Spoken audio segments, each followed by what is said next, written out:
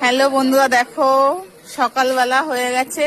আমার বোনরা, বৌদিরা, দিদিরা, পিসিরা, জেঠিরা, কাকিরা সবাই দেখো শাক বাছছে, এখানে তরকারি কাটছে। দেখো সবাই রান্না বান্না হচ্ছে একদিকে, বাড়িতে অনুষ্ঠানের জন্য।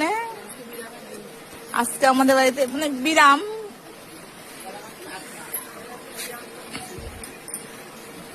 দেখো সবাই কেউ ফাঁকি মারছে, কেউ কাজ করছে। আমার এই বৌদি কিন্তু এক নম্বরে কিন্তু ফাঁকিবাজ।